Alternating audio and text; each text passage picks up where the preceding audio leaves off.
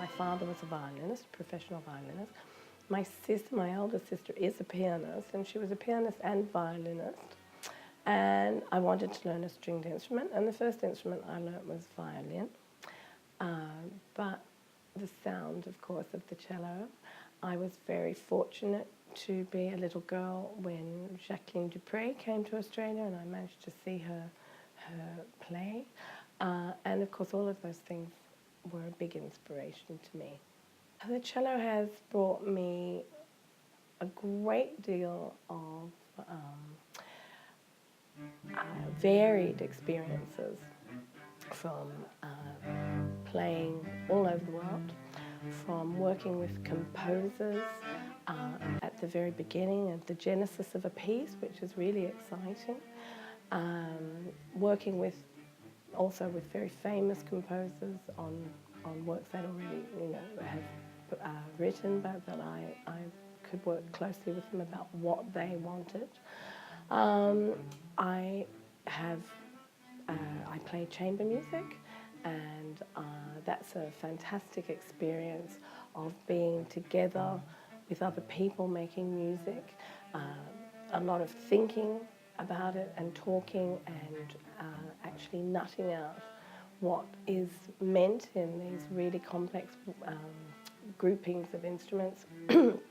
And it's also brought me great joy in teaching, from children, very small beginners, right through to diploma students, and watching them develop is a wonderful experience for me, and it's wonderful to give them the gift of playing such a lovely instrument as the cello.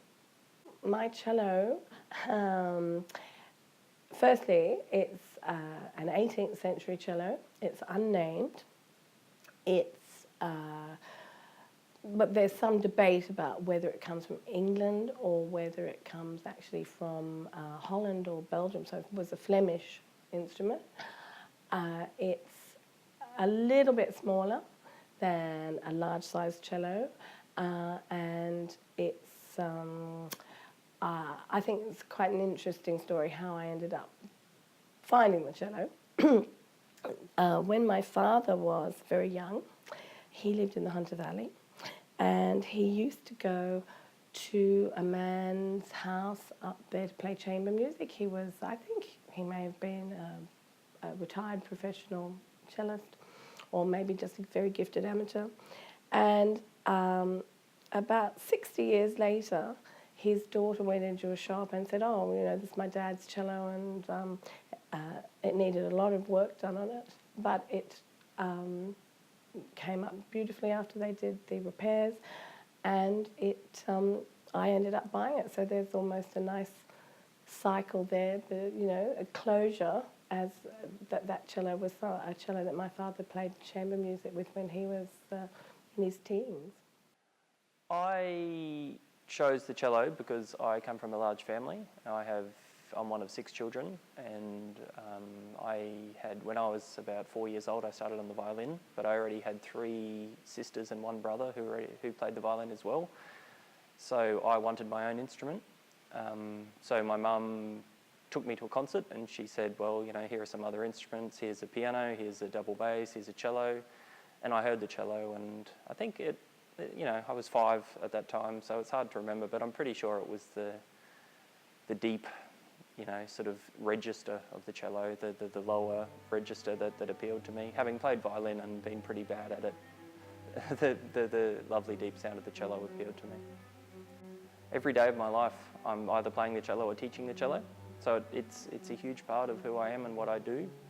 I've been playing it for 28 years, and I teach cello 6 days a week. So in terms of, it's hard to say in terms of what it means to me. It's such a big part of what I do. I love it. I love teaching it. I love working with kids who are learning string instruments and playing cello and seeing them progress. And I feel that I've been doing it for so long now. I feel like I know a lot about it. I'd like to think that I have a reasonable sort of level of expertise now about playing cello. My cello comes from Italy. Cremona, which is the home of the great instruments of the world, the home of Stradivari and Guarneri and the great instrument makers. It's a modern instrument compared to a lot of my colleagues. My cello is only 25 years old, whereas a lot of my colleagues would have instruments 200, 300 years old. I was very lucky when I finished my university degree. I had a patron, I guess, somebody who was very fond of music, came along and heard me play on my old cello, and I explained, she asked me about my instrument, and I explained that I needed a new one, and she offered to buy it for me. So I could never have afforded the cello that I own, but she, I guess she was a fairly wealthy person and wanted to be a patron of the arts and bought my cello for me. So that was a lot of money, and I'm extremely grateful because, I've had it now for 10 years and it's